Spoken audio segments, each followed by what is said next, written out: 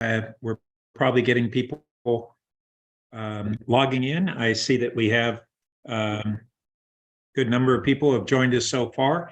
So welcome to the May 24th, 2023 meeting of the City Council Ad Hoc Committee on our Sustainability and Climate Action Plan.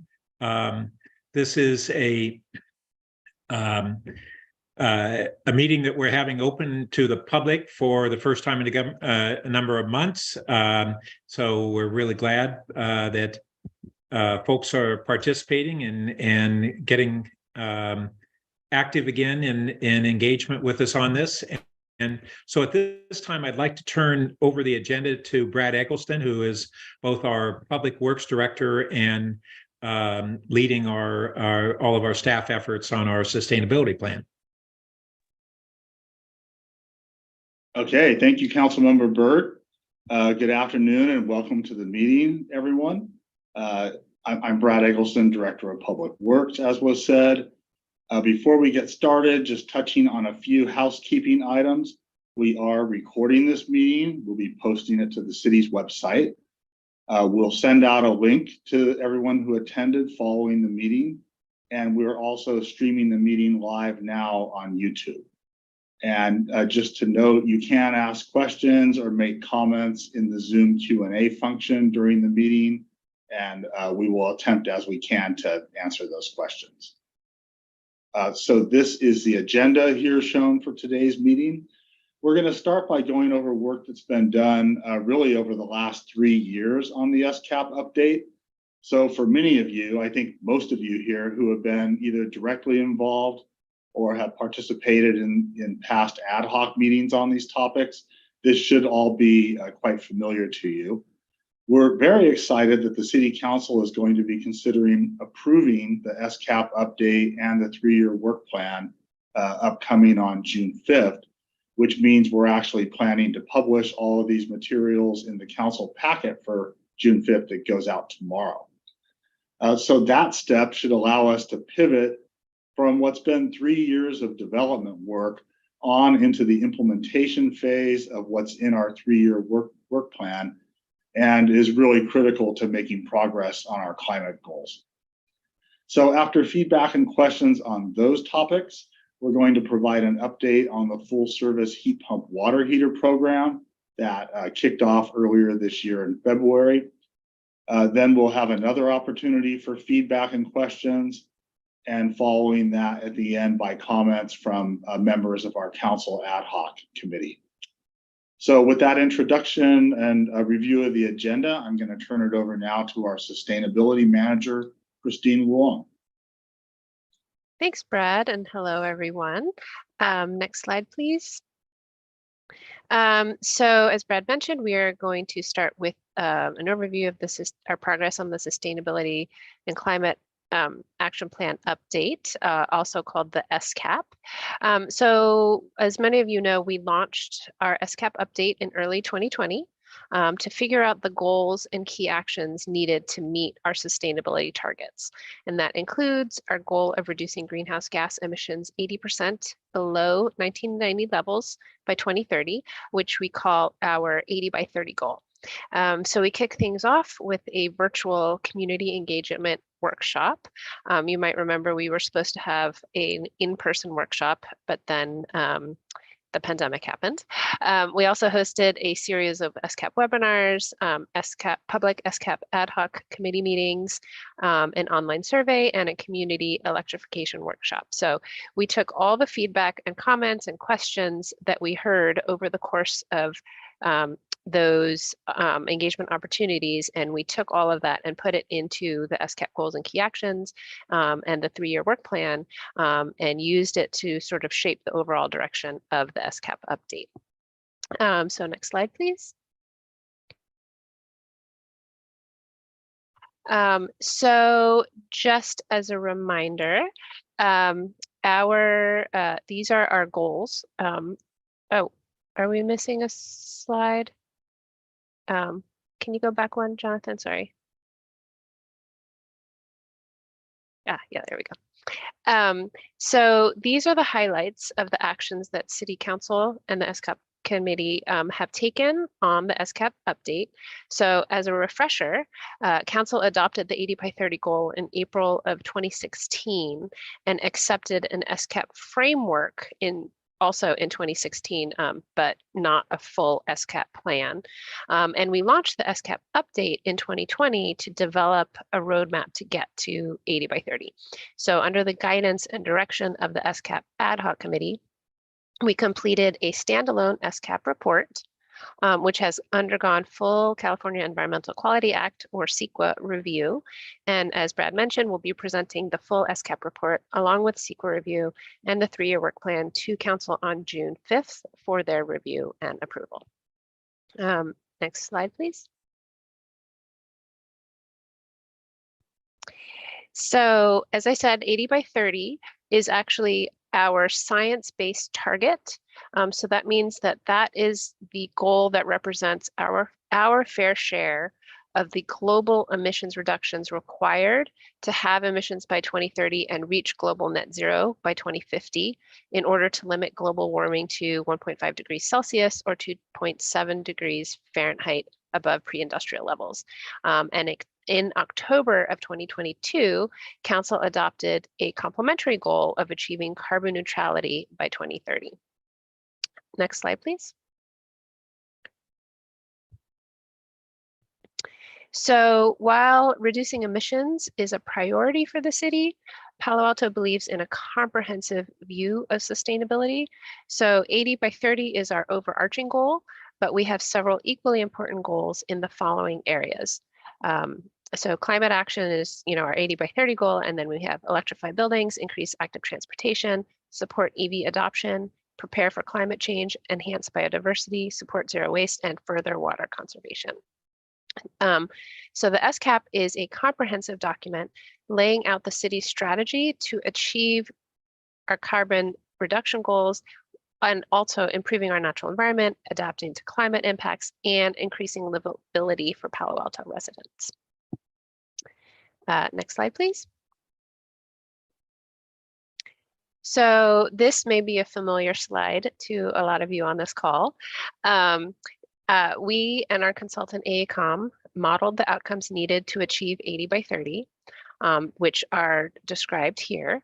And while there are multiple strategies to reduce our emissions, the scenario described here represents the most technically feasible and cost-effective pathway that we could identify. So these are the outcomes we projected in mobility, electric vehicles, and buildings policy areas that are needed to achieve the community's climate action goals. So first, we need to focus on reducing vehicle travel through alternative commute modes and telecommuting. The second priority is to greatly expand electric vehicle adoption, both full-size electric vehicles and small EVs like e-bikes, e-scooters, skateboards, and those personal small EVs. Palo Alto registered vehicles represent only about 1/3 of our total on-road transportation emissions. So the third priority is to get people commuting into or visiting Palo Alto to use EVs or alternative commutes as much as possible. And finally, we need to reduce emissions in the buildings area, which is one of the tougher areas to make progress. We're counting heavily on single-family building emissions reductions due to the lower cost of electrifying single-family buildings and the fact that the technologies are readily available and cost-effective to do so. And we expect significant contributions from electrifying commercial rooftop packaged HVAC system, heating, ventilation, and air conditioning. But other reductions in the commercial and multifamily sectors may be more difficult as the technology catches up and the pricing catches up. So with that said, I will now turn the presentation over to Jonathan Abenschein, Assistant Director of Utilities, to talk about our 2023 to 2025 SCAP work plan. Thank you, Christine. So obviously these are very ambitious goals that Christine has laid out. I'm sorry, Jonathan. You're coming through very faintly for me. I'm not sure for others as well. Oh, okay. Same for me. Were we experiencing that before, or is that new? No, It's new. Okay, well, let's see. Check my audio settings here.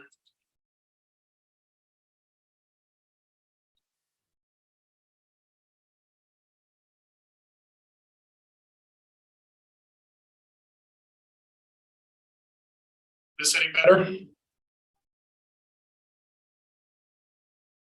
Yes, much better. Yes, thanks, Jonathan. Thank you.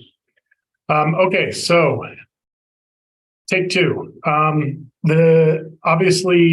These goals that Christine laid out are very ambitious, and they require a lot of coordination across the entire city and with the entire community. And there are a lot of pieces to this puzzle.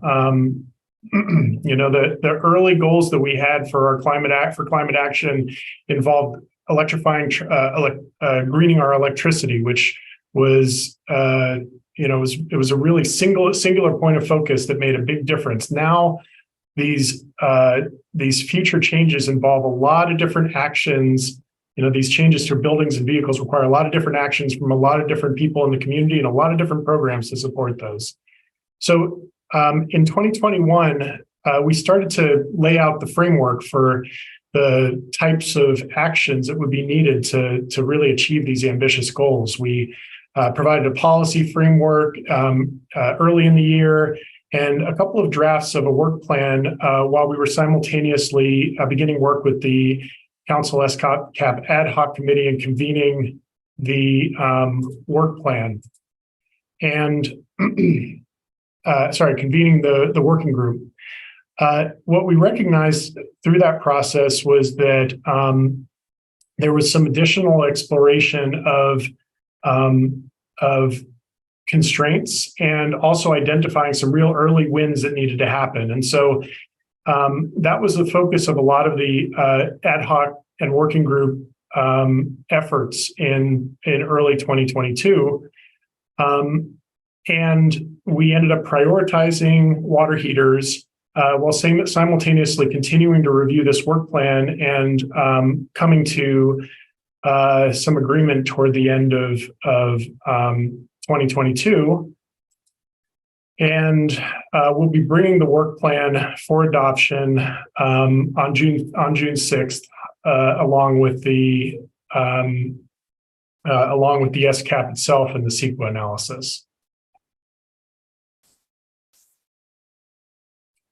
So the work plan, which many of you have seen before, the 2023, so the SCAP work plan, it details the specific programs, projects, and initiatives that we're going to undertake over the next few years. And there are two sections to the work plan.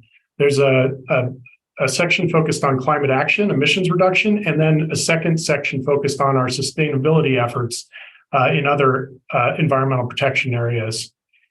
So I'm going to focus on climate action. There are 5 priority areas for the climate action section. It focuses in these areas, we're focusing primarily on launching the higher potential, lower cost emissions reduction programs first, building community confidence in the SCAP, and then laying the foundation for even more ambitious post-2025 work. And I'll cover each of these 5, I'll cover the work items in these 5 priority areas in a moment, but at a high level, we need to modernize the grid. We need to prepare our infrastructure for this massive transition. We need to focus on these early wins that we can get in terms of emissions reduction, where the technology is available, the cost is more cost effective, and we have some of the highest impact. We can make some of the highest impact. We want to be focused on those technologies, those programs. We want to focus on building community awareness and confidence in the community's ability to electrify buildings and vehicles. And then there's some planning efforts that go along with this to prepare us for post-2025. First off, the impact analysis that we did in 2021 only identified 71% emissions reductions, or 71% of the 80 that were the 80% emissions reductions that we're trying to achieve. So identifying those last 9% is an important work item for the next few years. And also, identifying the funding that's needed and potential funding sources for full-scale implementation of some of these the most impactful emissions reductions. When we go to scale, there isn't enough incentive money or reserve money in the city to be able to make this transition at scale without some additional funding sources. So, speaking to some of the specific work items, each priority area has a number of programs in it. And what you're seeing in this slide and the next slide is really a high-level summary of those work plan items. There's a lot more detail on each of these programs available in the work plan document itself that's going to be published in the council packet for the June 6th council meeting, and that I believe will be published tomorrow. So under priority 1, grid modernization, we have a study, kind of an internal study that is largely completed, and we're starting to develop plans for starting to develop the timeline and get contracts in place to begin that effort. For those who are curious about the pace and sort of the areas of priority, there will be a grid modernization update going to the Utilities Advisory Commission on June 7th. And I believe the packet for that is also going to be published tomorrow. So, tune in to that utility UAC meeting if you'd like to learn more. But what I can say right now is that we're expecting one pilot program to be completed in 2023. And then following that, there's a 5 to 7 year construction effort, and it's designed in a way that the work that opens up neighborhoods for conversion is front loaded, and work that's done to and for example, by that I mean neighborhood upgrades to increase transformer capacity, which allows us to start rolling out those higher impact programs like whole home electrification. More complex projects like substation upgrades are scheduled more toward the end of the effort. So for more specifics, look at that update at the UAC. But what it means is that we will be able to start promoting some of these whole home electrification programs, these programs that have more impact, or HVAC, sort of earlier than earlier in the grid modernization effort. We also have a reliability and resiliency strategic plan in the work plan, which is intended to study how various technologies like flexible loads and energy storage can contribute to efficient grid modernization. The next priority, program launches, is really one of the biggest focuses. Mobility, and you can see up on the slide the list of programs that are scheduled for design or launch in each of the years. Mobility is a really important component. You see a few mobility items here.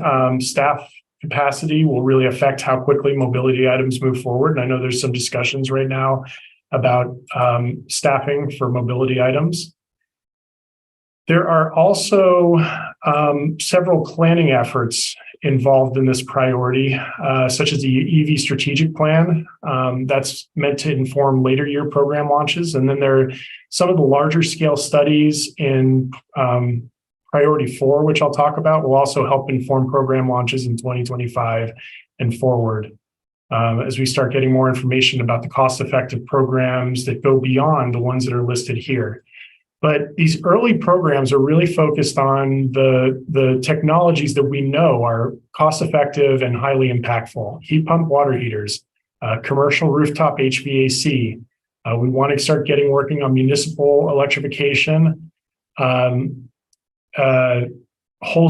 home electrification. And by that, I don't necessarily mean electrifying an entire home all at once, but all of the other technologies beyond water heaters that someone can put in their home like HVAC, especially.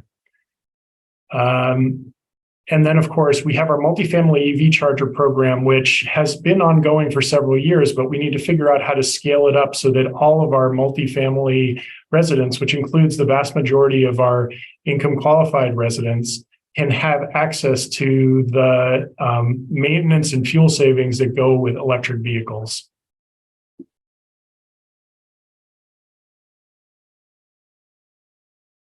Under priority 3, the focus here is on building awareness and confidence in our ability to electrify. And right now, we're working on getting an electrification marketing plan together for an electrification marketing campaign with the goal of starting to collect some stakeholder feedback very soon.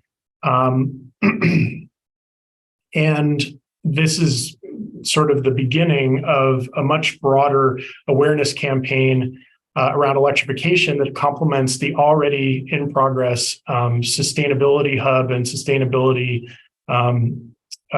awareness campaign that's already in progress.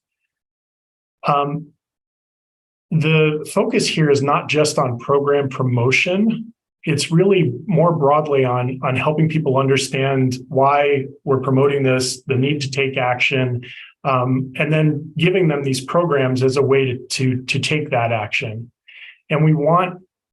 And the reason that we want to do this is we don't want promotion of these programs to take place individually. We don't want a bunch of communications related to a water heater program, related to a space heating program. We want all of these programs to work together to have a coordinated message on the need for urgency in climate action and the tools that you can use to do your part. KPI reporting is part of this priority. People are going to want to know not just what we're doing, but whether we're achieving results. And of course, part of that communications effort also involves reducing concerns about things that may make people hesitant about electrifying, like, can I afford it? Is the city's electric system reliable enough? Will the electric system have enough capacity to actually handle this effort? So that's also part of this communications priority. Moving on to priority 4. Remember I mentioned the impact analysis we did only identified 71% reductions by 2030, not 80%. So to identify that remaining 9%, there are a number of studies that we need to do. I mean, we want to get some feedback from the community. We want tips on technologies, but we also need to get out there and do some surveys of multifamily and non-residential buildings to really understand what equipment is out there and which equipment can be most effectively electrified. But because beyond rooftop HVAC, we don't have a good sense of what opportunities there are out there. So there's a knowledge gap there. And we do have a major study that we want to get going this year that will help with that. And then the remaining priority is how to fund all these efforts. So that is also part of this major study that we're trying to get off the ground. And that goal with that study is to pull all the information that we have now and the information we're going to get from some other studies into a single analysis of funding needs and possible funding sources to support these community goals. And as part of that, we're going to have to include not just the costs of actually electrifying, but also the costs of infrastructure transition. That means both grid modernization and the cost of managing the gas utility through declining sales while keeping it affordable for people to heat their homes until they're able to electrify.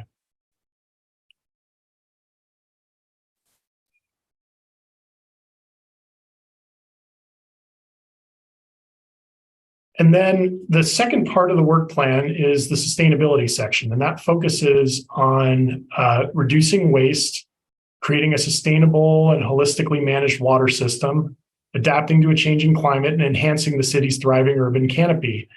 And the sustainability section key actions were prioritized.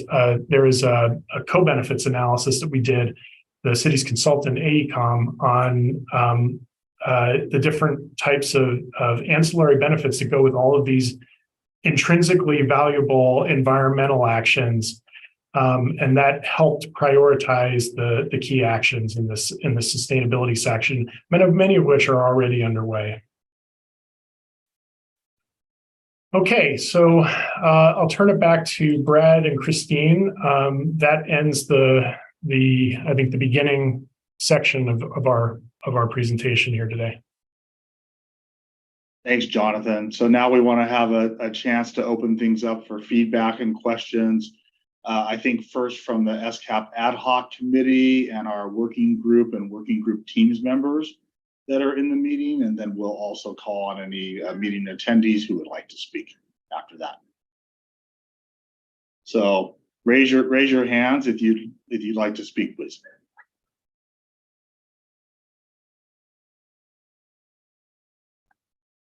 Well, Brad, I'll go ahead and first want to make sure that Vice Mayor Stone gets an opportunity to wade in because he has a conflict, I think, at 10 after 2. But I want to just commend the plan that is going to the council. The ad hoc committee has met with staff multiple times over the last few months to go through this extensive plan item by item and do a few refinements, but really for the most part, we have embraced all these elements. And as Jonathan really pointed out, we're going from a phase of our climate plan where we had one really big important measure, which was to make our electric utility system carbon neutral, into the next phases, which are really more multifaceted is an understatement. It's a lot of different elements. What I think we've seen to date is that it's a lot more complex than most of us in the community and perhaps even staff thought a couple of years ago when we began this process. And there are a lot of hurdles that we're going to have to overcome, but there don't appear to be any real brick walls, any things that we clearly have identified are not going to be feasible. It's going to take a lot of work on a lot of different fronts. It'll take resources by the city. It's not just a plan. It has to be fully resourced. One of the things that I'd like to ask John to comment on is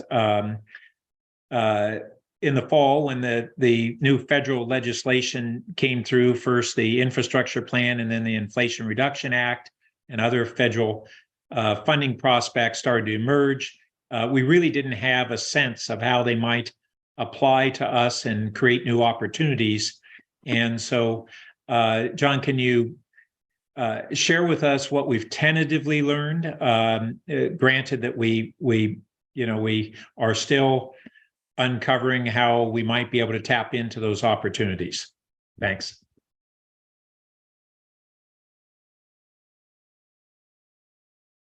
Sure. Sorry, having some trouble coming off mute. The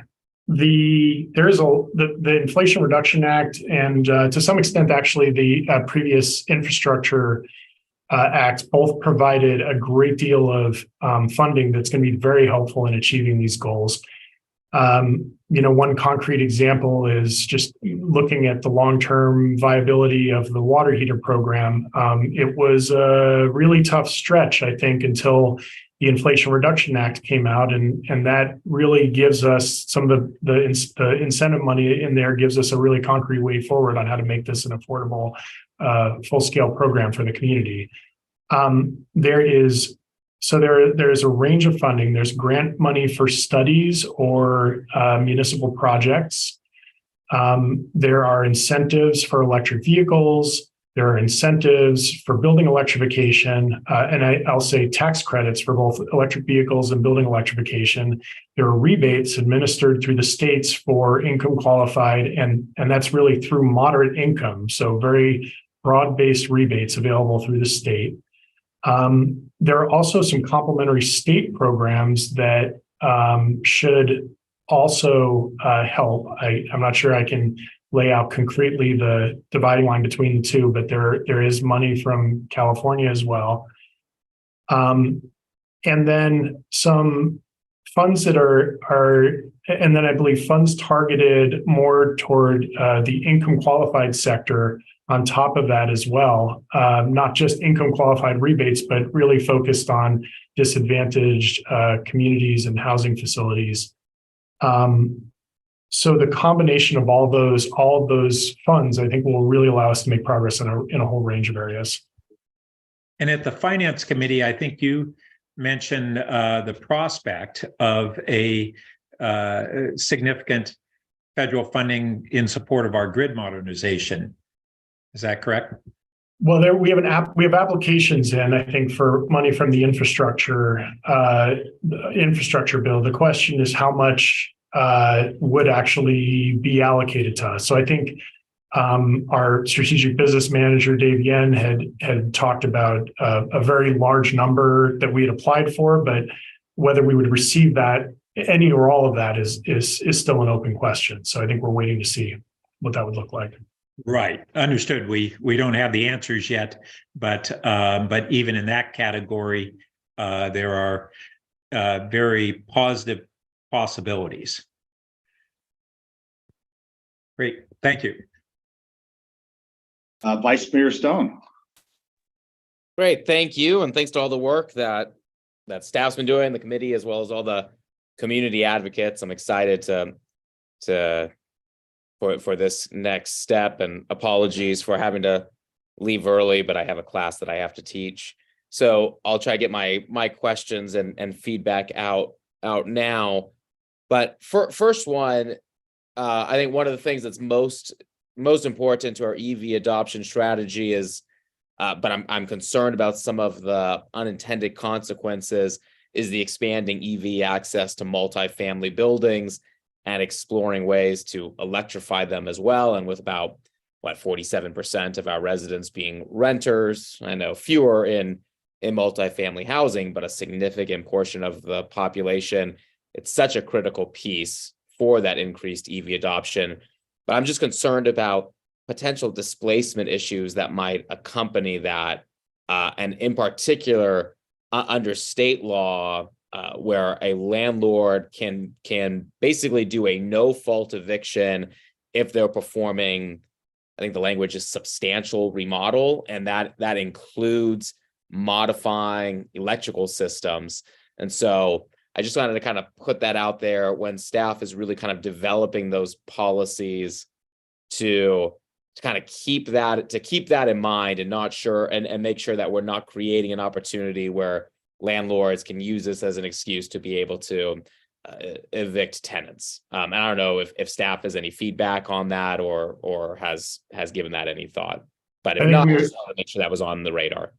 No, we do appreciate you putting that angle on our radar, and we'll look into that and make sure that the programs that we're focused on don't create those sorts of situations. I will say that I would expect, and I don't know my way around the provisions that you're citing. We'll have to do some research on it, but I would expect that a lot of the potential eviction is related to improvements to the unit itself. And a lot of these programs that we focus on are focused on the parking areas and not disruptive to the tenants. We're really focused on electric vehicles right now.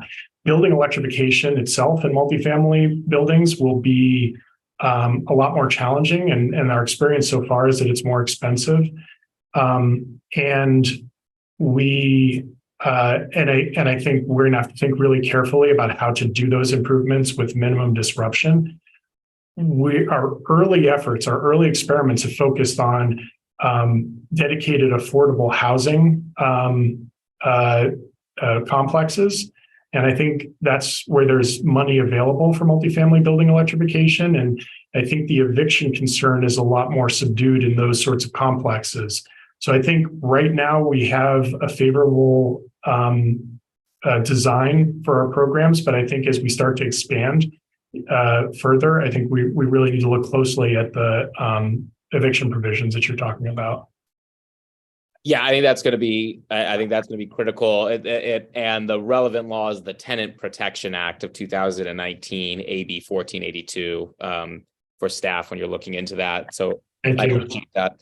And also really, I do think part of our strategy of making sure as well in those areas where we may not be able to incentivize or help actual charging stations within multifamily. I think what the city has done recently and looks like we intend to increase is having public charging stations that are within a safe walking distance to multifamily where people can park overnight and charge and not have to face a late fee is really helpful.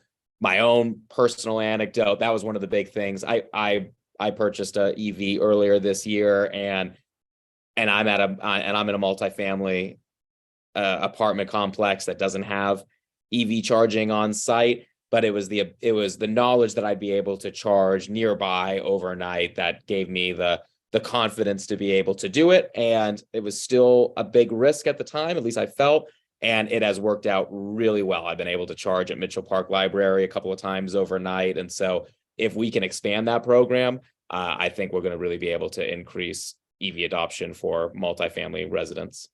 That is definitely a focus for us as well. Good. And then also, I mean, you kind of mentioned in your answer there kind of how we need to sort of balance some of these strategies. I'm wondering if we can include language in the sustainable natural environment section that kind of shows the city's desire to balance when necessary natural environment with sustainability initiatives. I found really interesting that the Measure E debate and the competing interests that kind of came out in that of people who are very interested in natural environment and those and sustainability and carbon reduction and all that. Two sides that tend to be allies in that debate, at least, kind of coming head to head. And so I think within the language there to sort of show how the city intent, or at least our desire to sort of balance these issues when they might be competing with each other. Let's see. Thank you for that comment.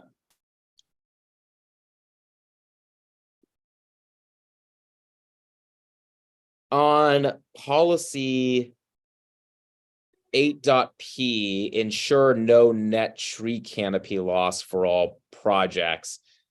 I think that's a great policy, but wonder too if we should ensure that there's language in there to promote not only no net loss, but also tree conservation, because we all know older trees sequester more carbon than younger trees. Then we cut down those existing older trees and replace it with new young ones.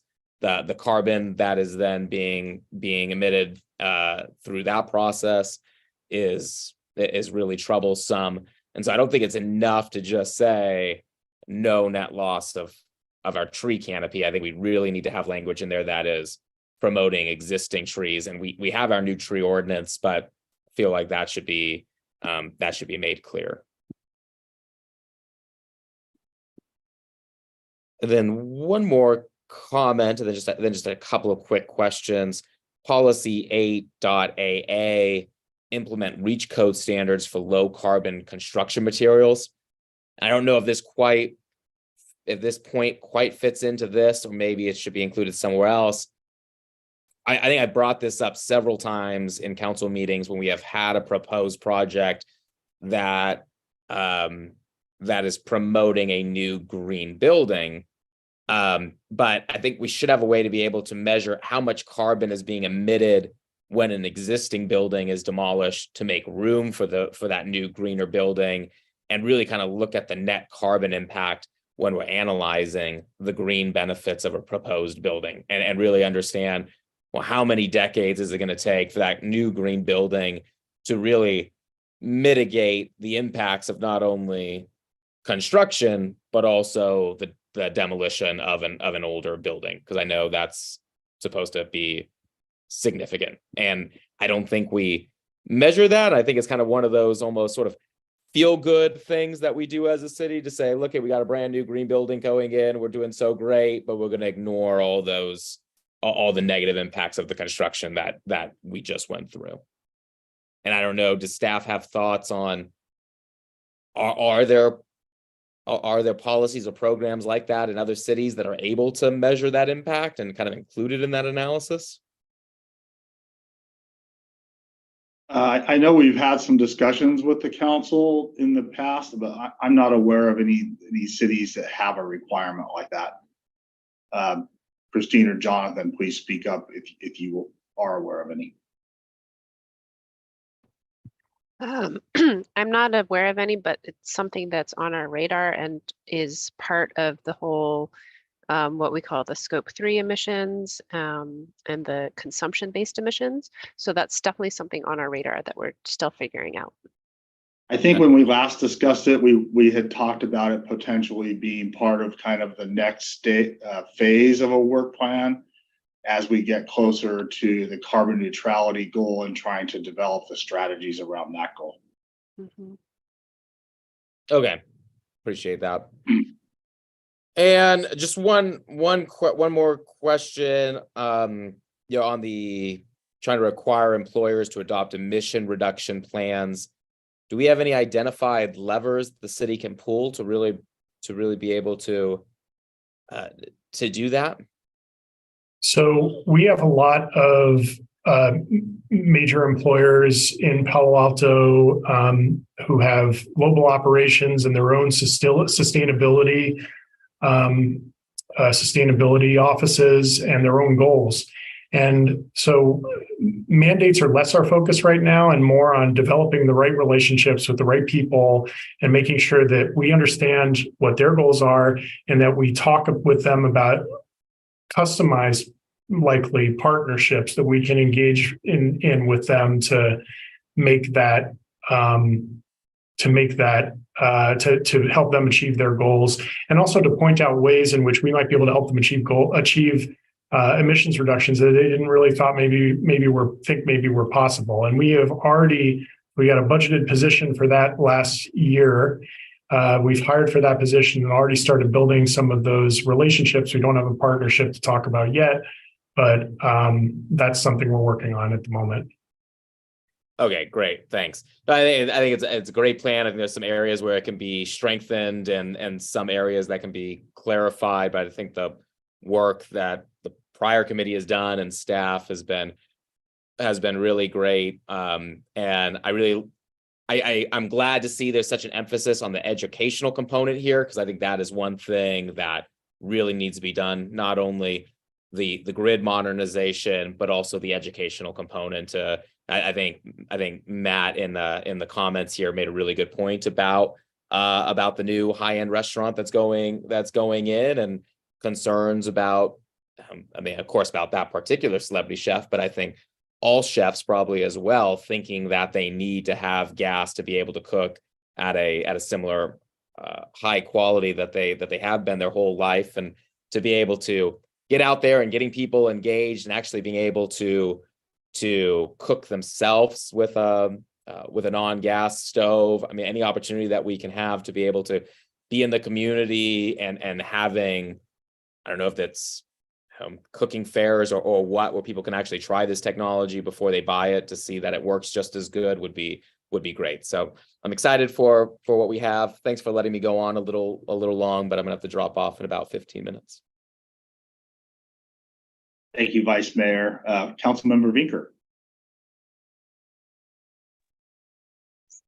Well, thank you. And I echo the comments of Chair Byrd about this plan overall and Vice Mayor Stone. It's a plan with a great breadth and depth that I think is worthy of our city and our community's focus on being climate leaders in an age where that's sort of the existential problem that we're facing. So it's daunting, it's awesome. It's something though that I'm confident that together we can live into. So I want to thank staff, Brad, Jonathan, Christine, and others for getting us to this point.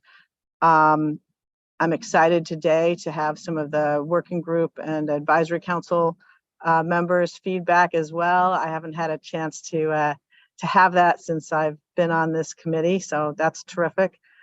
And I'm also grateful that we've been talking about, and I think Pat asked about the state and federal partners and how we can work with them to achieve these daunting goals. And it sounds like in most instances they're willing, and we need to just figure out how that bit works. Just a quick footnote to the concern appropriately raised by Vice Mayor Stone about evictions. One resource or we could look to see who has, for what research or positions they've taken is on the Bay Area Air District. They do have a mobile source subcommittee. And they also have an EJ or environmental justice subcommittee, and I sit on that one, and we worry about exactly that kind of stuff all the time. And so since that whole district is focused in on this type of question, there may be some learnings and public statements on that we might want to take advantage of. So I just have a couple of questions on this section. And the first one is on behalf of a high school student, because she asked me this question this morning. I was invited to the Palo Alto High School class of seniors who have been in the social justice pathway. And there was one there who is very excited about our heat pump water heater program, and in fact helped on the canvas to raise awareness around that. I think Vice Mayor Stone had a great point about community awareness of things, and she had helped on that. And she asked about home HVACs and furnaces and conversion. And I think, Jonathan, when I was watching on P3, the discussion, I think that what I heard is, in 2024, we've been focusing first on the heat pump water heater. And in 2025, I believe it was, there was a comment, full scale HVAC, because in 2024, we're talking about heat pump water heaters and commercial HVAC. Does the full scale HVAC in 2025 include home HVACs, or where are we on that? Yeah, so the whole home electrification, let me get back to the slide. Single family whole home listed in 2024. We're going to be doing probably mostly design in 2024, although we'll start some design in 2023, I think. That includes all of the non-water heater appliances like home HVAC. And as we start to roll out our whole home program, what that really means is not a program to help people just electrify their whole home in one go. It's laying out programs to allow people to electrify any part of their home that they're ready to electrify, whether it's HVAC or cooking or water heaters or other types of appliances as well. And the reason for the more moderate pace on that is the higher impact of the HVAC systems on the grid. And the focus for rollout of those programs would be in areas where grid modernization had proceeded. And like I said, that effort is really geared towards making the grid ready in as many neighborhoods as possible. And there is even a pilot program, the first neighborhood I think is going to be under construction later this year. So there will be opportunities early on, and we may have some opportunities where there's capacity in existing areas as well. But that's sort of the reason for the slower pace on the HVAC. Right, and I appreciated what you said about prioritizing neighborhood transformer upgrades before the substations. I think that's smart, and I think she'll be glad to hear of the thoughtful planning. I will note she also asked if there's anything more she can do to help on the heat pump water heater. So if there's opportunities for our students to get involved and continue to help, I think there's an appetite. Yeah, I'd encourage you to send my contact information to anybody who is interested. I think we really would like to start some partnerships and some engagement. We're heading into the summer, which makes that a little more challenging, but we have started to reach out and make some contacts. But folks who, students or others who want to just put their hands up and say, hey, I want to help, or I have a way that I think you could partner with us to help, we'd really like to hear it. Outstanding. Thank you. Terrific. Thank you. My second question is a short one. I noticed one of the bullet points you had was encourage food waste reduction, and we don't often spend a lot of time on that, but I just wanted to note that I sit on the County Recycling and Waste Reduction Commission, and we had an hour-long report on this very thing last month. And so I was curious if we're interacting with the county's program, and just if we could hear just a little more about encouraging food waste reduction. Well, I'll jump in to say that our zero waste team for the city in Public Works interacts a lot with that county program. And we've got our zero waste plan, which does include multiple initiatives on food waste reduction. I'm not close enough to it recently to get into the details, but definitely those connections are there and in place. Outstanding. Well, thank you all. It's exciting and impressive work. Thank you, council member. Let's go to Julia Zeitlin. Julia? Yes. Hi. Thank you everyone so much for your hard and thorough work on the SCAP update and the 3-year work plan.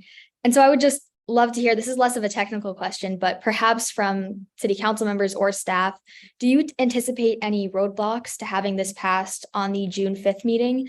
I know we don't have everything sorted out yet. Like it was mentioned that that last 9% of the 80 by 30 and other details, but we all know the importance of implementation, and there's been 2 years of hard work on this. So yes, that's mainly my question. Roadblocks to getting this passed and beginning the next phase of implementation. I'll go ahead and wade in on that. I don't think so. Based upon the past positions of the council members, I would say that there's at least a supermajority that I believe will be very supportive of our program. So certainly having strong public support for it and youth support for it on June 5th will help that. But I'm encouraged that we're going to have success. Yeah, and I agree. I think we'll have a super majority. I mean, the nice thing is, right, we just need 4 members, and you've got 3 on here at the SCAP who have been working closely with this. So probably safe to assume you got 3 votes there. So just needing to find 1 more. I don't think we'll have a problem. Agreed. That's great to hear. Thank you. Yeah, I think I'll have some more questions when we talk about the heat pump water heater program. But I might have to hop off early also for class. Thanks, Julia. Debbie Mitel? Great, thanks so much. I do have some questions about the heat pump water heater program, but maybe I'll wait till that comes up. But I just did want to say thank you very much for the report that we've seen so far. And I really appreciate the point that Jonathan just made about the importance of getting the grid modernization in place before we tackle the full-scale HVAC thing, because that's going to be a big challenge. And maybe when we get around to identifying neighborhoods that might be ready for a pilot program, citizens could participate in helping to engage people in that at that point. And just in response to Vicky's comment about talking with a student this morning, I think I know the student you mean. I'll send you a note, because we did have a really wonderful student helping us with the canvas that we did in February and March. And she was really great. If it's that same gal or if it's another gal, even better. But I'll save my questions about the heat pump water heater program until we get to that section. Thanks. Thanks, Debbie. Bruce Hodge? Thank you. Thanks for your report. I just wanted to add one thing that I think is not addressed in the plan, and that is the fact that our sewage treatment plant is not dealing with all the pollutants that come through our sewage. In particular, it's not dealing with the PFAS, which is a forever chemical. This is related to the Mesri stuff that Greer brought up earlier. So there's an opportunity here to put in processes that will deal with PFAS. Right now, our current processes are exposing the agricultural communities of the Central Valley to this class of forever chemicals. And we have an opportunity to eliminate these chemicals as well as some other heavy metals and microplastics. So this is something which is which really ought to be in our sustainability plan, and it's going to take some long-term planning in order to make this happen. And I think it should be on the radar and part of this report. That's all I have to say for now. Thanks. Oops. Thanks, Bruce. Let's see, I think we may have some attendees who would like to speak. So Hamilton Hitchings. Hi, just really quickly, thanks for all the awesome work you guys are doing. Very excited, super supportive of this. For me personally, I had to put my contractors on hold for both our HVAC and our hot water heater conversion because the current ordinances do not allow me to install the outdoor compressors where I want to install them, which is within 20 feet of the side of my garage, or within 20 feet of the property line on the side of my garage because I live on a corner lot. So the PTC has a noise making ordinance that would allow electrification within 3 feet of the property line, as long as it doesn't increase, but it would still obey the current noise ordinances. So it doesn't raise the noise limit. It just allows you to put quiet electrification equipment closer to the edge of your property. It was approved unanimously by the PTC in December. I'm hoping that can come in front of the council as soon as possible because that will allow me to proceed with my 2 electrification projects. And I'm just mentioning it here to put it on people's radar because it is blocking homeowners like me who live in an older home, who live on a corner lot. Older homes, we have our water heaters inside, they're not in the garage. So we need something like the Senko 2 where you can put the compressor outside. And we also need the ability to put it on the side of our house. So please, that PTC noise making ordinance, I hope that can get in front of the council soon. Thank you. And Hamilton, I just wanted to say that I checked with the planning director during the meeting and heard that that's targeted to get to the council for adoption in September. Okay. So, not immediately, but it is being worked on and with a plan. Okay, I agree that that's very important. Yeah. David Cole. Yes, thank you so much for the comprehensive report and looking forward to seeing that move forward as fast as possible. To that point, I don't see and haven't seen any intermediate goals in these plans that would keep us on track. Right now, if you look at the programs, our rate of electrification is getting steeper and steeper as we get closer to 2030 and our programs are not engaged yet. And so, what is the city going to be doing about trying to get ahead of that curve? The heat pump water heater program, stalled out for 3 months while a bunch of paperwork was done as required by legal and others. The rate of climate change is happening faster than government can react. How are you planning to meet our goals and get ahead of that? It seems to me that the city is going to have to push out of their comfort zone to move us faster in all areas to get this done. Please comment on that.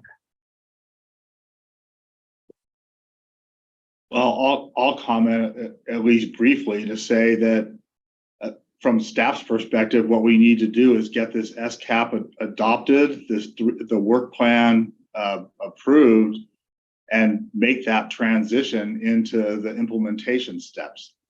And, David, you're right that I think as we've described this, we're not showing this as kind of a linear step to 2030, but in the discussions we've had, we've acknowledged the importance really of piloting things, getting people comfortable with the approaches, and then moving to full scale where we start to make more fast and significant progress. So that's really been one of the themes throughout the evolution of this work. What I can jump in and share, David, is that these early programs build on each other. Just based on experience with the water heater program, the agreements and the relationships and the processes and the funding sources that you put in place for early programs, we're setting those up to be able to support future programs as well. And my expectation is that it's not a linear process. It's slow in the beginning and then it accelerates very quickly later on, just based on the experience with the water heater program. And as far as tracking those intermediate goals, we do track the programs that we've set up and the impacts that they have. So, we have the tracking systems in place to be able to measure our progress.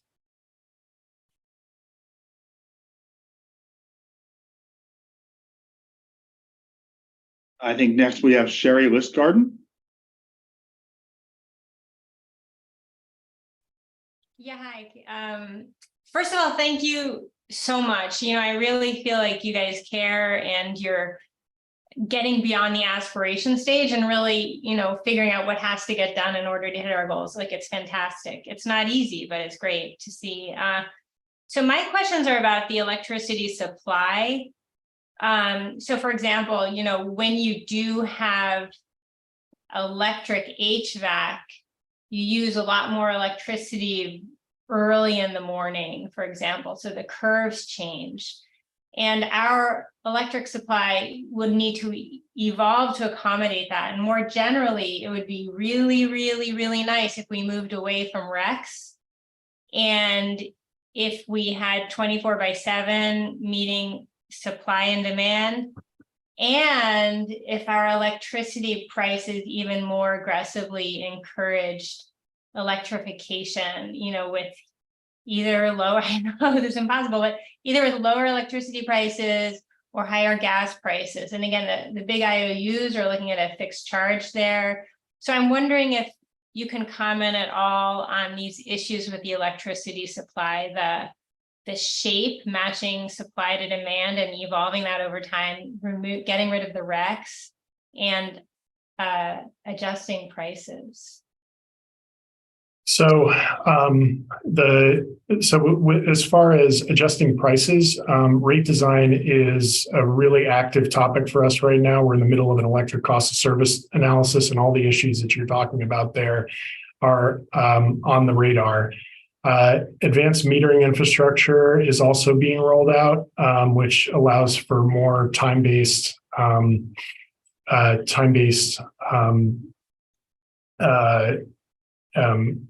pricing.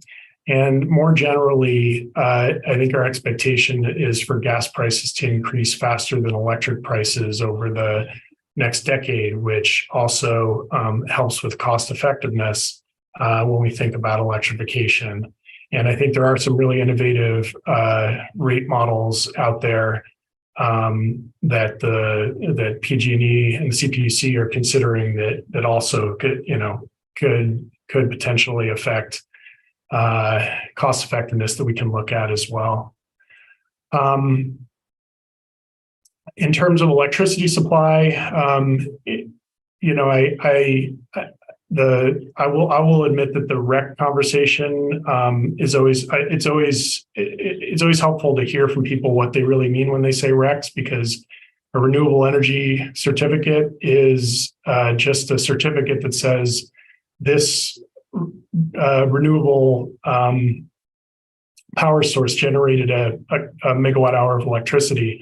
So, for example, the solar and landfill gas, soon geothermal and wind resources that we have generate renewable energy credits. So, I think getting a little more specificity on where, what folks mean by that, I think is really valuable for this discussion. And then I'll just say that as far as the energy supply goes, we're in the middle of an integrated resource plan right now. That's a long-term supply plan. And so considering these sorts of questions as well in that context. And then I also just encourage, folks to understand the way that our carbon neutral electric supply works right now to actually monitor the different carbon content of the grid and make sure that our electric supply has no net impact on the climate in terms of emissions over the course of the year. Can you still hear me? Yes. Did you have a follow-up, Sherry? Yeah, so just in terms of the RECs, I just wanted to say that the issue is the unbundled RECs, because if you're getting the power and you're getting the certificate, fine. But a lot of times we just buy the certificates. And that kind of, that comes from a state, for example, that may not care at all. It's not additive. The credits are just a way for them to make money off of what they would be doing anyway. So bundled RECs are much better than unbundled RECs, which is what we do right now.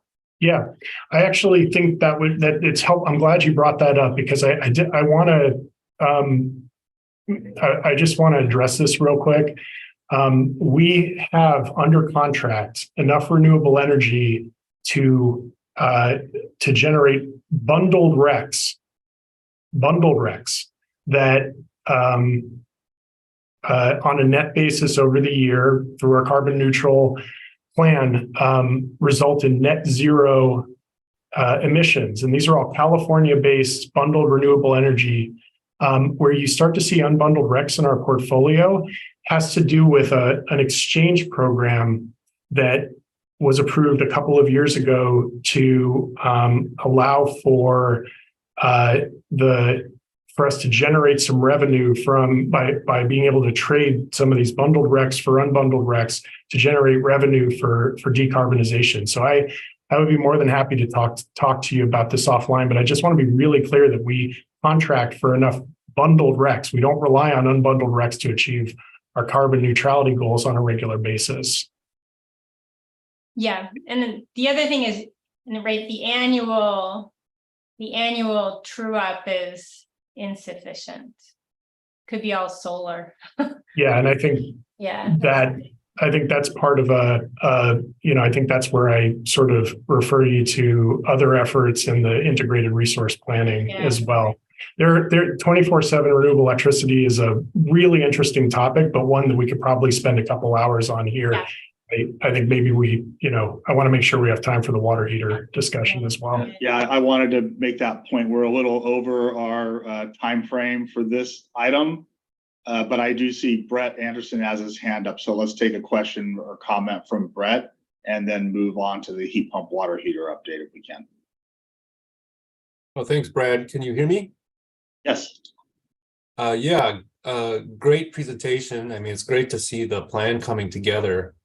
The documents have a lot of information. They're long and they're very detailed. And I think what I'd like to do is just at least put a plug in for a more concise summary of what the strategy is for the city for electrification that would help the building owners and contractors align on how best to participate in what Palo Alto is doing here.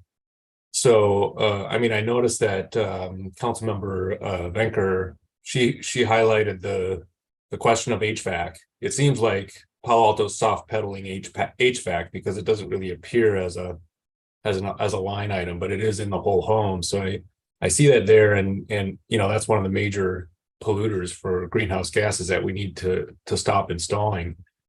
At least the gas furnaces, I mean. And then, Hamilton's point, I have exactly the same issue. I want to do a water heater compressor in the side yard, but can't do it.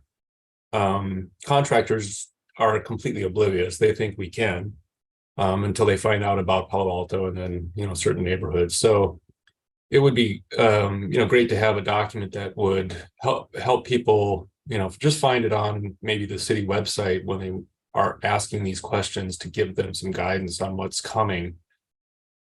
And, I saw something from PCE, so our neighbor in PG&E territory, called the Design Guidelines for Home Electrification, which is a really great summary. It's consumable for, the average building owner resident, but also for contractors to understand that, yes, you can electrify within 100 amp panel and don't necessarily need the panel upgrade. And these are the ways you can do it. So it's just an example of implementing, very clear communications that would help people join in on this effort. I think even without having, to put the programs in place, just get people's cooperation. Thank you.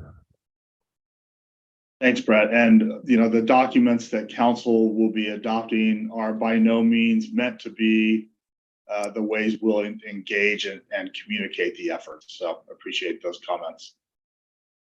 Okay, so why don't we move on to the heat pump water heater update? And I think Jonathan's going to take that on for us.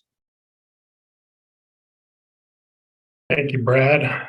Let me get the slides set up here. One moment.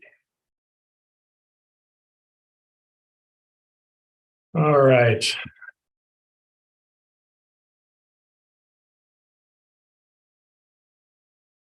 So I think most folks here are aware of our Advanced Heat Pump Water Heater Pilot Program.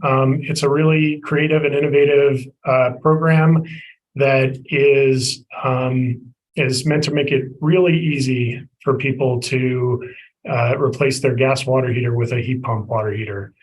The program's designed to be a white glove service. We have our own contractor. You call us. We'll get your site assessed. We will, we'll take care of the permits. Our contractor will do the installation. You don't really have to think about it. And we've been able to offer a really attractive price for this first pilot phase of the program. The total cost is $2,700, but we also have an on-bill financing option where you can have a $1,500 standard installation and $20 per month payments on your utility bill for 5 years. And of course, you can continue to do your own install or manage your own install if you want with your own contractor and get a $2,300 rebate, which which really defrays a lot of the cost.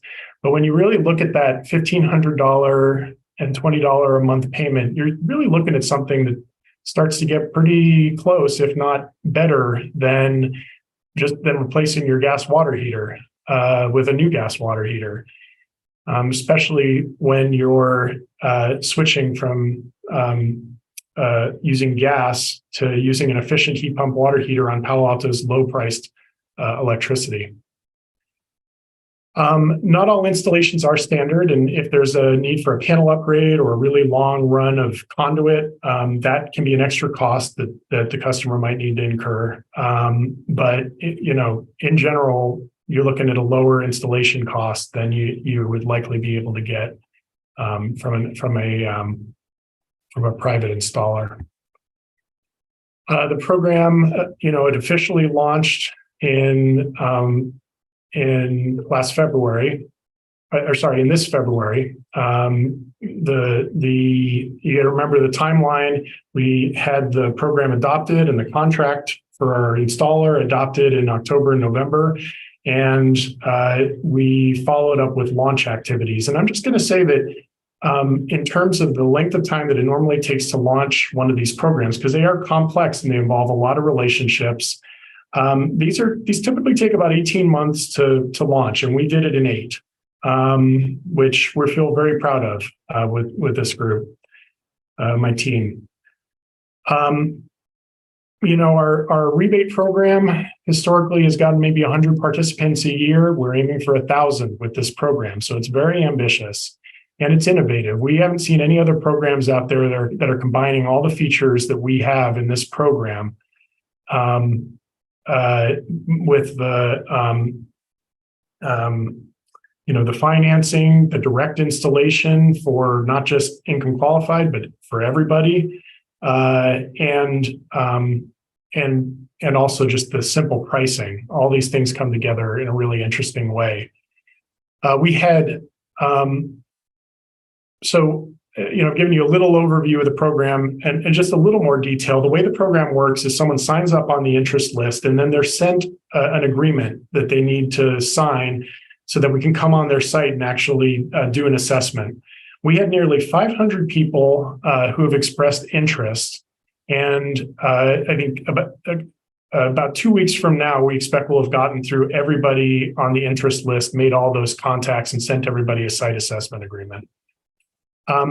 Right at this moment, we have 17 installs in progress, 8 of which are complete. But this masks a lot of progress that's happened over the last few months. You remember how I mentioned earlier to David that these programs start slowly, but they build these. They feel like a machine, that is going to be ready to just churn through water heaters, as the community is ready. So some of the progress that's been made, the interest list, like I said, we should be able to get through that within the next couple of weeks. And at that point, so we had early on, we had some staffing issues with some of the consultants who were doing that outreach, and they, worked really hard and quickly to get new staff on after they had some turnover. And we're at the point here where once we get through our original interest list, we should be able to contact folks within about a week going forward. We have about 79 assessments completed, over 100 more are scheduled right now, and we've reached out to everybody who has sent us a site assessment form. We're just waiting for 60 of those folks to schedule an actual assessment time with us. And we've been having a lot of conversations over the last few weeks about getting more productivity in getting people, getting these assessments done and getting estimates in people's hands so they can make a decision to move forward. And again, staffing is an issue there. It is challenging sometimes to find assessors in the Bay Area, and our contractor has done a lot of work in getting people on, and I think we've addressed that potential bottleneck. So then our next major focus is going to be on increasing the number of people who receive an estimate and then commit to it. Because right now, some people are maybe waiting on their estimates. And we're putting in a sales component, maybe sales isn't the right word, but maybe more extensive follow-up with folks after the estimates to help people understand the decision that they're making, get feedback from people about, things that they may or may not have expected, and helping them, understand what they're seeing and see how this, can be a really favorable project for them. The other thing that we're going to need to do here pretty soon is start working on generating new leads for the program. So the interest list has slowed down. New interest has slowed down a little bit because we haven't been marketing it that heavily as we were working through the backlog. But I think we're at a point now where we're ready to start doing some more marketing. And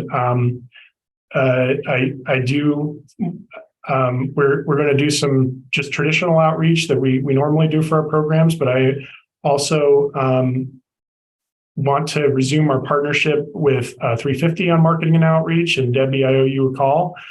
and also want to expand our community partnerships, as Councilmember Vicker talked about, partnering with students. And then lastly, we are bringing on a marketing consultant, like as I mentioned earlier, to help develop a marketing plan. We're going to be looking for some stakeholder feedback on that. And we're kicking off with them this week. Let's see, next slide. This is a more visual representation of some of the points that I was making. You can see the nearly 500 people who have expressed interest in the program. We're calling this our sales tree because, as opposed to a sales funnel, we're tracking our statistics this way because what we're trying to do is grow the crown of this tree and get more installations. And you can see of the folks who've expressed interest, about 2/3 sign up for a site assessment. Like I mentioned earlier, we have about 80 folks who have had their assessment completed, but everybody who has sent us a site assessment agreement who's signed up has been contacted, and most are scheduled already. We're getting estimates out faster and faster after those assessments are completed. But you can see what I was talking about earlier, that not as many of the folks who received the estimates have signed their program agreements. And that's where we're putting in that additional follow-up with those folks to understand a little bit about what's holding them up. Are they concerned about cost, in which case our financing program might be helpful to them? Are they waiting to try and coordinate with a larger renovation? We've certainly heard that a little bit. Or are they on vacation and just waiting, they're just not ready to move yet. So we hope to get more information about that in the coming weeks as well. So I guess I'll stop there, and I can answer some of those questions that I know folks on this call have.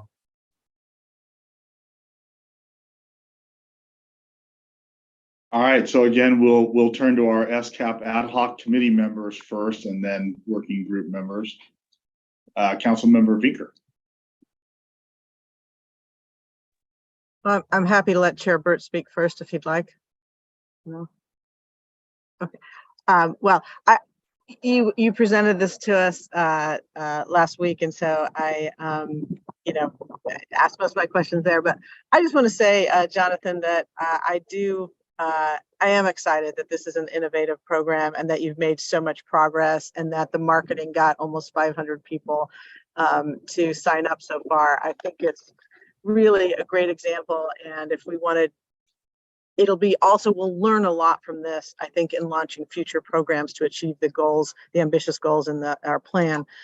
And, thank you for the tree.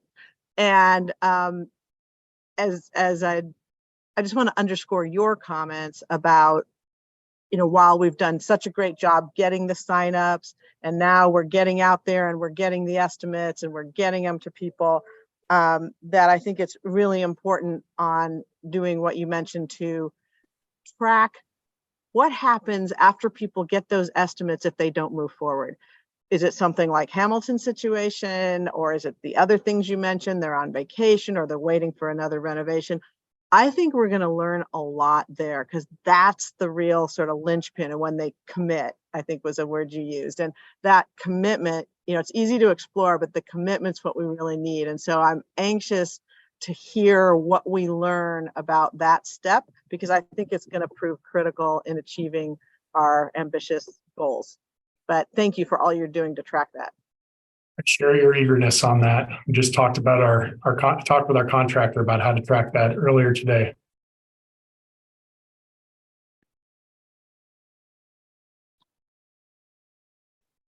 Okay.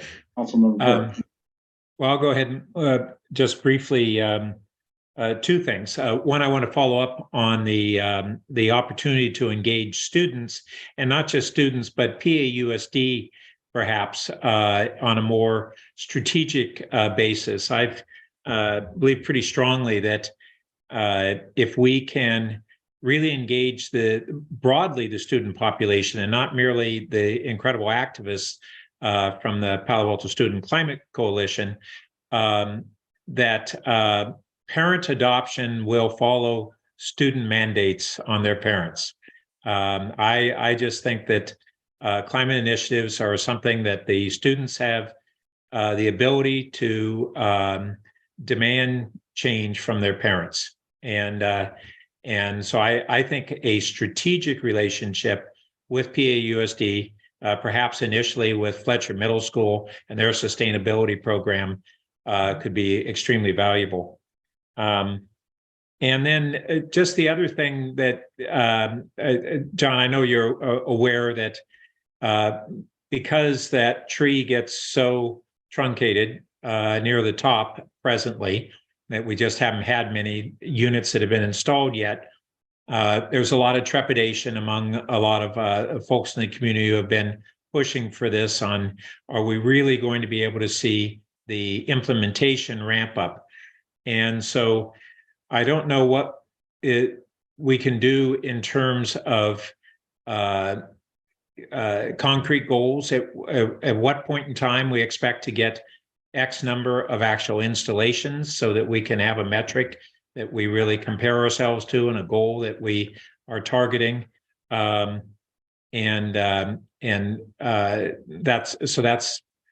something that I want to ask what's possible there. So I think the metric we're working toward right at this moment is getting the contractor, their crews fully engaged or fully occupied, which gets us to, which would be the 20 installs per week. And the reason that's a really important milestone is that about 1,000, it's actually more like between 1,100 and 1,300 water heaters are turned over in single family homes every year. And if we can hit that level and create again, I call it a machine, a production line that turns out 20 a week. And we do that every year, we're going to be capturing most of the water heaters in Palo Alto. Now that 20 a week, given where we are in the year, isn't going to get us to 1,000 by the end of this year. And so when we hit that milestone, we're going to have some good conversation, or when we get close to hitting that milestone, not when we hit it, we'll start having some good conversations with our contractor about, can we go faster than that? And some of the dependencies there are we need we need people actually signing up to do this. And this is where the community partnership of the element of the effort comes into play. Our goal is to make sure that this program is as easy as possible for everybody to participate in, that people don't necessarily have any reason not to participate. Our goal is to make sure that there are that everybody is aware of this program and aware of the need to participate in this program. But for us to hit that 1,000 a year mark, or to do 1,500 or 2,000 in a year, we need 100% market share, or more than 100% market share. And that means the whole community is going to have to want to take advantage of this program. And so this is where, we start to hit the limits of what municipal staff can do. We can make it as easy as possible for everyone to participate, but then people have to make that choice to join. And so we're going to build a program that will allow that many people to participate. But if we don't see the uptake, and we're doing everything that we possibly can, we're not necessarily going to be able to talk to our contractor and have them hire folks who are going to be sitting around not actually doing installs. That's where that tricky balance comes in between actually having the community committed so that we can expand and ramp up that machine. But right now, my focus is on getting their staff fully committed or fully occupied with that 20 installs a week. And I do think that's very achievable. So do we have a target date at which we anticipate we'll get to 10 and 20 a week, or even 5, 10 and 20 a week? it really depends on this, on what happens with this uptake on the estimates. What's going to happen here in the next couple months is we're going to move from this. We're going to move from a situation where we're clearing a backlog, and where we have estimates, where everybody who's signed up on the interest list has an estimate in their hand, and we'll start to see how many people are taking us up on those estimates. And we're going to, at that point, we'll be transitioning into a situation where everybody who calls us on the interest list, calls us and signs up for the interest list, is going to get an estimate turned around pretty quickly. And I expect that that will increase uptake because, getting their estimates quicker is going to, improve how many people actually participate. And when we hit that point, we'll start to have an idea of just how many leads that we need to generate to get a certain rate of production. And we're going to, I've talked about several marketing efforts that we're going to engage in. My ideal outcome is that, 2 to 3 months from now, we are in a situation where those marketing efforts were successful enough that, if we need 40 leads a week, we're getting 40 leads a week. If we need 50, we're getting 50. If it's just 30 we need, we're getting 30. And, we have a steady pipeline of participants, but there are just a lot of variables between here and there. And so I can't give you a firm date on when we're going to hit that level. What I can tell you is that everybody, on the marketing side, contractors, our customer service consultant, they're all pulling in the same direction toward achieving that goal at the highest speed that they possibly can. But this is a new program. We're kind of breaking new ground. We're setting up a program that is trying to do, more participation than we've ever done before. And so we're learning at every step of the way. But what I just described to you is how I see the next few months unfolding, and we'll continue to report out. So I appreciate that difficulty and certainly in stating when we will achieve certain implementation milestones. A separate question of whether, based upon the collective update on where the contractor and we and our marketing partners all think, what are our targets on a whole series of interim targets, 5, 10, and 20 per week.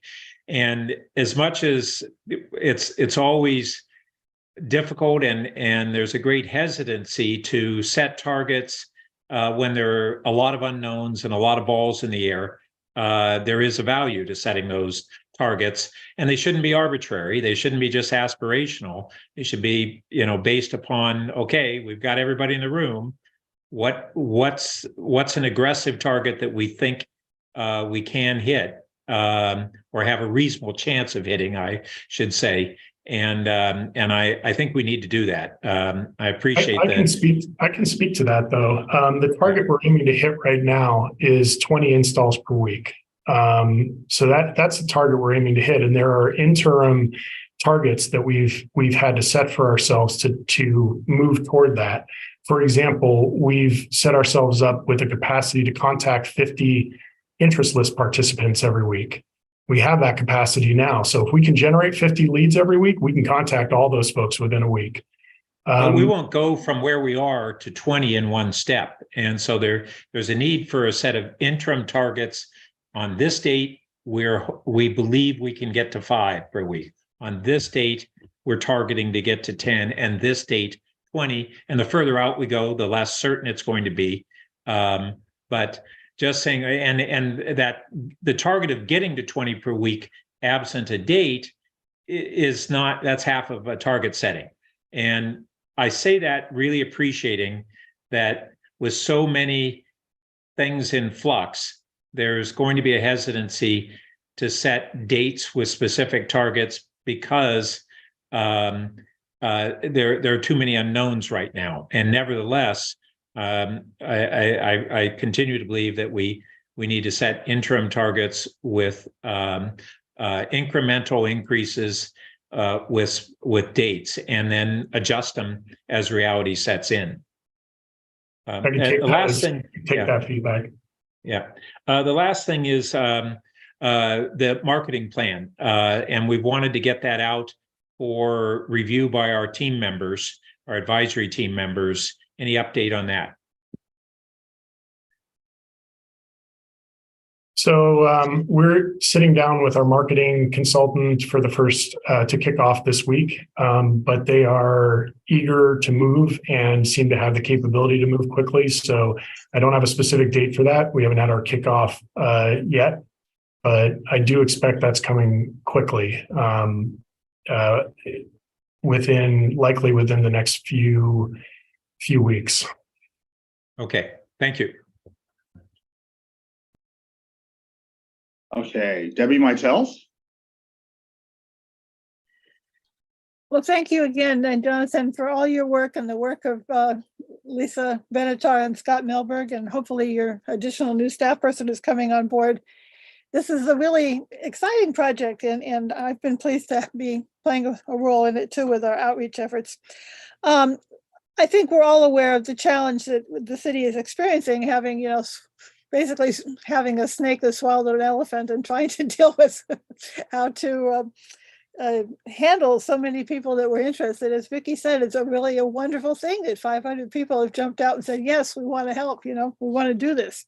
That is really a wonderful achievement for the community as a whole, that people are aware of this. And the question is then how to gear up, and it's challenging to do it. And I certainly understand that, if you're going to hire people to do the work, they can't sit there like the proverbial Maytag repairman who doesn't have any work. They've got to get out there and have leads to follow. And it's a multi-step process. So it's very challenging. And I'm sure that you guys are really aware of how important it is for one of the earlier goals that was talked about of proving to the community that the city is capable of accomplishing all these goals, which is really important. One suggestion along that line, and I wouldn't suggest that it be done immediately, but perhaps sometime during the fall, when, maybe close to, let's say 50 or 100 installations have already been done, it might be good to have some really positive PR, like a message in the weekly or some kind of a thing in the utility flyer. Hey, we did a new water heater. We're so happy about it. That kind of positive reinforcement could be part of this marketing plan that's coming out. It's just an idea to think about. Always good to give people positive, good news. And unfortunately, there are a number of people out there who are sort of saying, I wrote a note to the city and I didn't get a response, which is not the kind of news we want to get. But I know you're working on it, which is good. I want to add in a couple of other thoughts about this as this program has been going forward, because I'm involved in several other groups of people working on climate solutions. And there's a couple of ideas that have come up that might be something to think about, again, for the future. One has to do with the amount of energy required to run these water heaters, whether it be 120 or 240 volts. And I understand there's some flexibility in what the city is purchasing with Synergy to do that, but that's an important issue because we do want not to overburden the capacity of any individual's panel box, because that means that they're going to have an increased cost of upgrading their panel. And we're all aware of that as a problem too. The second issue that I've just recently heard about was the concern about the global warming potential of the refrigerant that's used in these water heater systems. And that wasn't even something that I had thought about, but evidently there's new technology which is coming on board now, that there are refrigerants that are working within a heat pump system that have either zero or very low global warming potential. As we know, when CFCs break out of a refrigerator coil and go up into the environment, they're really significant global warming potential chemicals, and we want to try to reduce that as much as possible. And if we're putting in lots of more heat pumps around, we don't want to also be setting off an ultimate time bomb as those coils get punctured somehow or other and more greenhouse gas warming chemicals go up into the atmosphere. So that's just something to be aware of, and possibly, I don't know what are the specifications in the contract currently with Synergy about what they're going to be purchasing and installing, but that's something to think about as we go forward. And then for your staff to think about this, because there are new technologies coming on board all the time, fortunately, and that's an exciting thing, that there may be some ways to tap into some of the experts in the community of people who know more about what new technologies coming down the pipe, or perhaps to talk with some of the manufacturers. It's just a thought for the future. And then the last point I guess I would make is about the rebate program, which I understand some people are looking into that because either they didn't get a response back quickly or because they wanted to try some of these zero global warming potential refrigerants, that they're going ahead and using their own contractor, paying more obviously than the city program calls for. But is there a possibility those people who are working with the rebate program would also be counted among those who are changing their water heater to electric? So that was just another thought that I had there. And I'd be very happy to talk with you at some point very soon, Jonathan, about, trying to engage our volunteers again to go out and do more community outreach. We do have the literature prepared. We could produce some new literature if we need to, and really want to work closely with you and the marketing consultant that's going to be hired, because it's really a great program. And I think it's good. We really want to engage more of the community involved with it, as well as the students too. So thank you. Thank you, Debbie. Can I speak to some of the points that you made? Yeah, sure. So we are seeking testimonials. The folks have said, let me live with it for a little bit. And then, so fall is likely a good time. Folks have said, let me live with it for a little bit, but I'm open to it. So we're talking to folks about that. We do have flexibility on the water heater models that we use, certainly 120 versus 240 volt, where exploring the use of 120. I mean, obviously 120 volt, they have longer recovery times. There are some kind of tricky issues with them, but we have access to them, and we're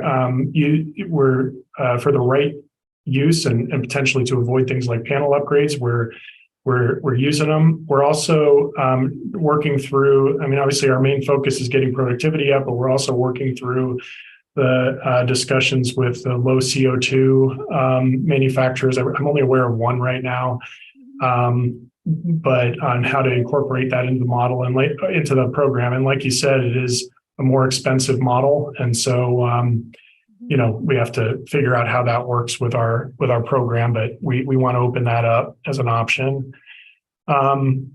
We're definitely open to any feedback that anybody has on new technologies. We're trying to keep abreast of everything we can, but if anyone knows something that we're not aware of, please let us know. And then the rebate program does count, and explicitly counts toward the 1,000 water heaters. And we have been seeing 10 plus rebate requests per month. And some of those are coming from folks who just didn't want to wait for our advanced program, just wanted to get their own work done. And yes, looking forward to working with you folks again on canvassing for sure. Great. Well, thank you again. It's exciting, and I can see that it's ramping up, and that's what we want to do is, as you've talked about, is try to find out also what's, the issue with the people that have gotten a dollar estimate and why haven't they moved forward, and maybe we can help you with that a little bit too, if possible. So, yeah. Okay, thanks, Debbie, and for all your contributions on this, really. Sure, glad to help. Let's see, I see we've got Janet Cox with her hand raised. That's me. I hope you can hear me. I want to thank Debbie for her comments and amplify just a little bit. I guess it's true that at the moment there seems to be only one heat pump company that is making very low global warming potential refrigerants, but I think more coming online, and the EPA is working on approving more low global warming potential refrigerants. Hopefully that will happen soon. But something else that we're worried about is the end of life condition of air conditioners and HVAC systems using refrigerants that are being retired, because the refrigerants, which are low short-lived climate pollutant that's very damaging when it gets into the atmosphere, tend to leak consistently if they're not installed correctly, but definitely at end of life. And I know that Palo Alto used to recycle white goods and other things out there by the Baylands, but I just wonder if there's any provision for if you're like replacing an air conditioning unit or something like that in this program, if you have, or if you're making any provision for capturing the refrigerants from old equipment rather than just sending them to the landfill. Thanks. That's actually a really, so we've that's been on our mind, capturing refrigerants. We had a refrigerator recycling program that was really successful, that had a much more careful recycling program that actually was eligible for climate credits from the Air Resources Board. But I think as we start to look at HVAC programs, that that piece of the puzzle is going to be really important, especially where we're replacing like rooftop commercial HVAC units or existing HVAC units in residential homes with heat pumps. That's an important consideration. And thank you. Okay, thanks. Sherry Listgarten.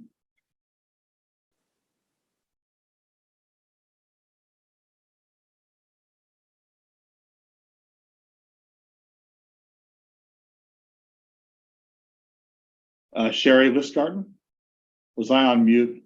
Yeah, sorry, I just got it. I didn't get the thing to unmute. So first of all, I love this program, and partly why I love this program is because there's so much information we can get from the assessments. You know, which houses are legitimately hard to install things in? What are the issues there? You know, Hamilton mentioned side setbacks. You know, what are the issues? So first, I just want to make a comment that I hope you're really getting as much information as possible from the assessments as we can, and that we can then analyze that and figure out, okay, do we need tech improvements? Do we need process improvements? Do we need, you know, building code improvements? What changes do we need? And then as far as I can tell, there is no downside to getting an assessment other than, you know, you have to be at home at a certain time. So I think we should have goals around assessments, and they should be really high. And I think we should consider making t-shirts that say, ask me about the city's heat pump water program, front and back. And, you know, sponsors can wear these at Memorial Day picnics, 4th of July picnics, you know, all these things, and just get the word out to assess, you know, because we learn a lot from that. And then people can also learn a lot from that.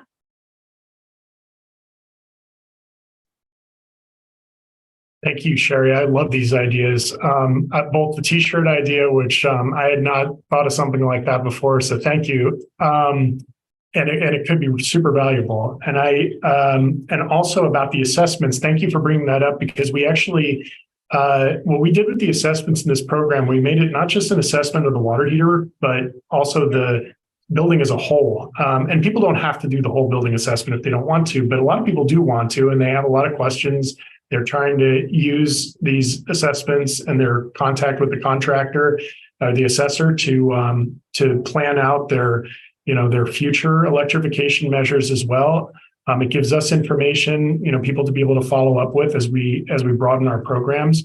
And more broadly, we have ambitions to be able to do a more extensive assessment program to help people plan the electrification of their homes. And I think that's an element of the whole home program as well, but one that we, I think, have potential contract support to be able to do, you know, sooner than later, depending on how you know, competing priorities. So we do have a hard stop at 3 p.m. We've got 8 minutes left. I see Brett Anderson has his hand raised. If we could take a quick question from Brett and then transition into closing the meeting out shortly after that, that would be great. Brett? Yeah, can you hear me? Yes. Yeah, so I just actually wanted to add to the question and answer just now. To make sure that we also study the DIY segment carefully, perhaps we could offer some additional incentive for people who participate in giving extensive feedback on their experience. And not only would this help with understanding how they get it done on their own, maybe what contractors they use and what their experience is with installers, but also testing out some of these new products. So the folks who are doing the Sanco CO2